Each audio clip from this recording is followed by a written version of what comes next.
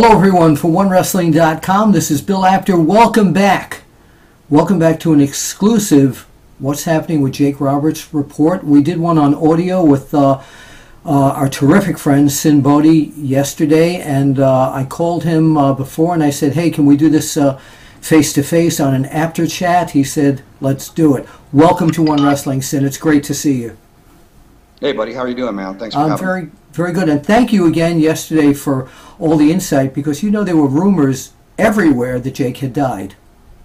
Well, I mean, I just think like people have nothing better to do than think the worst, and they look for that drama. I think a lot of people want that, you know, that negativity to cling to or something. Misery loves company and all that jazz. So all I would ask is check your facts and just put positive energy out into the universe. Like, we put out what you get back, you know, so just act accordingly. So today is Friday, August 28th, and tell us how our friend Jake Roberts is doing today. Jake's feeling much better today. He's joking around, goofing off. I was teasing him. I was telling him that as soon as the nurse left the room, I was going to scribble on his face with Sharpie, and he couldn't stop laughing and stuff. So we were playing, and that's a good sign. Jake's got a great sense of humor, and so, you know, without his humor, that worries me. But I mean, he was joking and laughing, so that was cool. I mean, he's very weak. He's got a really bad pneumonia. They're going to do a lot more tests and make sure, you know, everything's going to, you know, heal up how it should. There's, you know, a bit of a road ahead of him, but that's how it goes.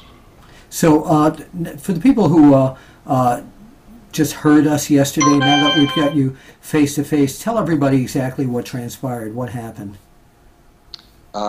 Jake flew into Vegas to do my crazy end of the world freak show. The show is tonight, so but he flew in a couple days early just so we could hang out and stuff. And long story short, he was really ill. The idiot doctors in Atlanta told him he had a flu and to sleep it off. So he was completely misdiagnosed. But he didn't want to disappoint the fans. He didn't want to disappoint me, and he flew into Vegas feeling like crap. And which was kind of a blessing in disguise, because I think the altitude really kick-started that pneumonia, so the doctors could smarten up and go, oh crap, there's actually something wrong, you know. So if he had been sitting there at home and sleeping in bed, maybe nobody would realize, and he wouldn't have gotten the medication that he needed as quickly as he needed it. So yeah, there's a silver lining there. They've been bombarding him with very heavy antibiotics, so he's recouping as quick as he can recoup. I mean, he's a workhorse, and he's an old circus lion. He's used to the abuse of, you know, physical stuff and everything. So yeah, I mean, he's healing as quick as any human can heal, and let's just hope for the best. He's got more tests ahead of him. He's got more bumpy roads ahead of him, but hopefully everything will be okay. I assume Diamond Dallas Page has been in touch and has his finger on the pulse of what's going on with his friend. Yep, unless you hear it from DDP or me, it's bullshit. Okay. You know, I spoke to a couple of people that I respect, yourself being one of them. Thank you.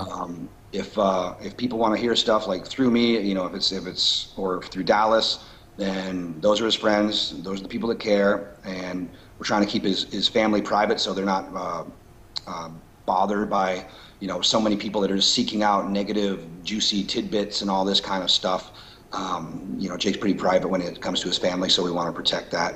But the guy's just, you know, he's sick and he needs to get better, and just everybody just roots for him. That's it. So tell us, before we go now, and I was referring to, you know, the years that you've done this particular show. The show is tonight. Yeah. And tell us about the show. How many years have you been doing this? Because I remember I've always heard great things about this show. And how many years have you done this? Oh, geez, I've been doing this for a long, long time. Yeah, because I always hear great things about it. Oh, thank you. I've been doing circus, crazy, weird shows, like fringe kind of shows, you know, for years and years and years. Before I was in WWE, after I was in WWE.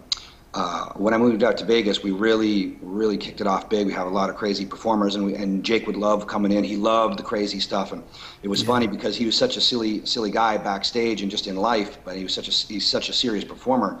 And I think it was really quite flattering that I got to open his eyes to showing like wrestling could be fun without being so serious. And I mean, there's definitely serious, scary moments on the shows, but there's also funny stuff, sexy stuff, silly stuff, and and I think I kind of got him hooked on some of the fun, crazy things, and he saw some of the stuff we were doing, and he just got enamored with it. And he's like, "Brother, you got great idea here, brother," and all this stuff. So every time he wants to come and play, and every time he can, he does. And he was really looking forward to entertaining the fans. And I mean, it's my birthday show, like, which is ironic, like the rebirth of Freak Show. Wow.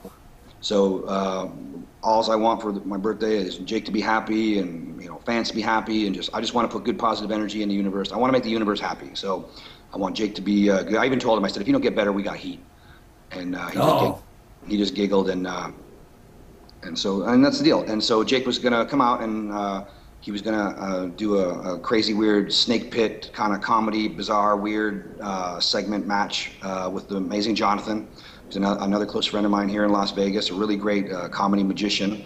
And I kind of had to warn Jonathan. I said, well, if you manage to duck out of the DDT, but you might just have a giant stink face upon your brains tonight. And he was just like, ah. Yeah. Tell us about that. Tell us who's going to be there. I mean, I know, obviously. Well, I mean, wrestling when done right, and friendship when done right, is a brotherhood. And, yeah. And we don't like to see each other left hanging. And I know how upset Jake will be to disappoint any fans. And same with me. I mean, I would crawl from a hospital if I had to make a booking. I know that. Jake's the same way. I won't give Jake his pants back so he can't leave the hospital. Not that he really would care. Oh my God. Not that he would care to walk around Las Vegas naked if it meant getting to the show. Yeah. But I said, please just stay in this bed. He would. You're right, by the way. He'd do anything to get out and be with the family. Yeah, he's like, brother, I'm here for you. I don't want to disappoint. I'm like, you're not disappointing me, and you're not disappointing anybody. You will disappoint us if you do something stupid and make yourself worse. Right. Absolutely. And so as far as Rikishi, one of my most respected friends. I mean, I love him. What a great guy, and he's always around to help people who need him. Yeah, Rikishi's a great guy, and I mean, I've got a ton of awesome performers on the show, good friends of mine. I mean, give us some of their names. Who are they? We got Gangrel, we got Spanky, Brian Kendrick, we got Shelly Martinez. We got Techno Destructo from the rock band, from formerly of Guar. He's one of the creators of Guar. It was a big, famous, crazy monster rock band. We got Chavo Guerrero. We got just a ton of. Well, I want to tell you right here on OneWrestling.com, because we want to catch up with you. Whenever you're running one of these shows, please let us know a few days in advance, and we'd love to have you back here on the Apter Chat to discuss your predictions of who's going to beat who. Absolutely. I mean, we'd love to do that. Jake, he's just so stubborn. He wants to come. I really just said, dude, if you stay in that bed, that's what you need to do. I said, if you try to even come to the show, I mean, that's what's going to upset everybody. I mean, if you get worse, we're all going to feel awful. And I'm not going to put that on myself. I'm not going to put that on fans. Sure. He just needs to get better. I mean, we've got so many great, talented people. John Morrison, I'm going to wrestle him in a 30-clown lumberjack match tonight. Wait, a 30-clown lumberjack match? Yep. Morrison is walking into something that I don't think he even understands. He's awesome, and he's an awesome athlete, and he's an awesome performer, and he's an awesome wrestler. Yeah. But I think he's going to be ear deep and crazy, and it's going to be fun. It's going to be what's the website? It's if you go on Facebook, it is Freak Show Wrestling Official. Okay. And everybody can see the info there, or you can go to freakshowwrestling.com. It'll take you to the Facebook and all that stuff. Fantastic. We will be checking in with you again in a day or two just to find out what's going on with Jake. And again, like I said, I've heard nothing but to the public, thank you for Rikishi to come in and have Jake's back. I know Jake didn't want to disappoint in his segment, even though there's a ton of awesome former WWE guys on the show. There's a ton of awesome magicians and comedians and burlesque girls and monkeys and midgets and clowns. But still, even though, if Jake is not going to DDT somebody needs to get a stink face instead. There's one good wrestler having another good wrestler's back to deliver for the fans and deliver for Jake's karma too. I mean, Jake, now he doesn't have to worry about the fans being disappointed, and Jake will be healthy, and Jake will be back, and we will rock Las Vegas. All right, sounds great. Bill Apter with Sinn Bodhi. Sinn, just point right out to the camera with your index finger if you would. We'll see you at the match.